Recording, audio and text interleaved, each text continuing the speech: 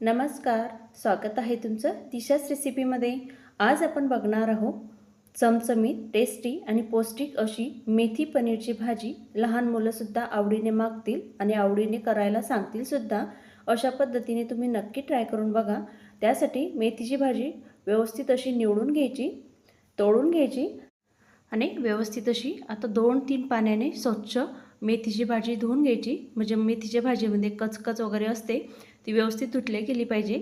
अशा प्रकारे 3 पाण्याने स्वच्छ मेथीची भाजी मी धुवून घेतलेली आहे आणि आता 15 मिनिटासाठी गाळणीवर राहू द्यायची। म्हणजे मेथीमध्ये जे पाणी असतं ते पाणी निघून जातं आणि आपल्याला पाणी निघून झाल्यावर बारीक अशी मेथीची भाजी चिरून घ्यायची आहे आणि आता भाजीची पुढची तयारी करून घ्यायची। त्यासाठी 2 कांदे बारीक चिरून घेतलेले, कोथिंबीर चिरून घेतलेला आहे, लाल टमाटर चिरून घेतलेले, 2 हिरवी मिरची, आलं लसूणची पेस्ट तयार करून घेतलेली आणि पनीरसुद्धा बॉईल करून ठेवलेलं आहे। आता पनीर आपल्याला खिसून टाकायचं आहे। आता गॅसवर कढई ठेवायची, ते छान तापली की तेल टाकायचं। तेल कडकडीत तापलं की त्यामध्ये मोहरी, जिरं टाकायचं। ते छान तडतडलं की त्यामध्ये आपल्याला बारीक चिरलेला कांदा टाकून घ्यायचा आहे। आता अशा प्रकारे सर्व कांदा टाकून घ्यायचा, कांदा छान परतवून घ्यायचा आहे आणि आता यामध्ये टमाटरसुद्धा टाकून घ्यायचा आहे आपल्याला। अशा पद्धतीने सर्व टमाटर टाकून घ्यायचं आणि कांदा टमाटर व्यवस्थित 5 ते 6 मिनिट होऊ द्यायचं आणि आता त्यामध्ये 2 हिरवी मिरची, आलं लसूणची पेस्ट तयार करून घेतलेली होती ते सुद्धा टाकायची, छान परतवून घ्यायची। आता 5 मिनिटं सर्व मसाला असा तयार होऊ द्यायचा आहे। आता यामध्ये आपल्याला आवडीनुसार तिखट टाकायचं आहे।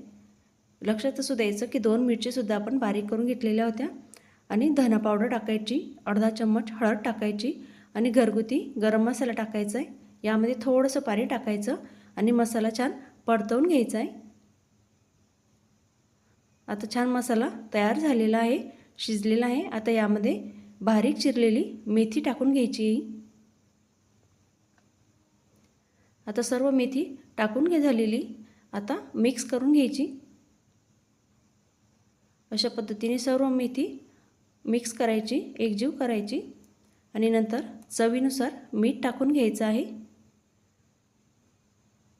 आता सर्व भाजी मीठ वगैरे सर्व मिक्स करून घ्यायचं आणि आता पनीर यामध्ये आपण तुकडे करून टाकणार नाही आहे, तर पनीर खिसून घ्यायचं आहे।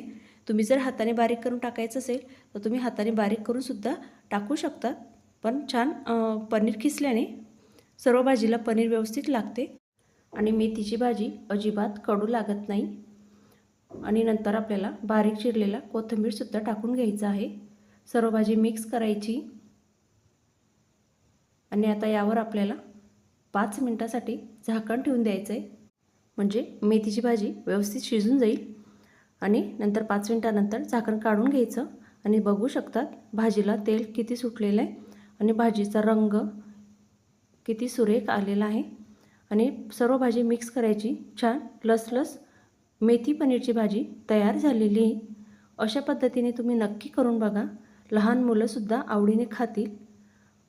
कशी वाटली तुम्हाला मेथी पनीरची भाजी? रेसिपी आवडली असेल तर लाईक, शेअर आणि सबस्क्राईब करा। धन्यवाद।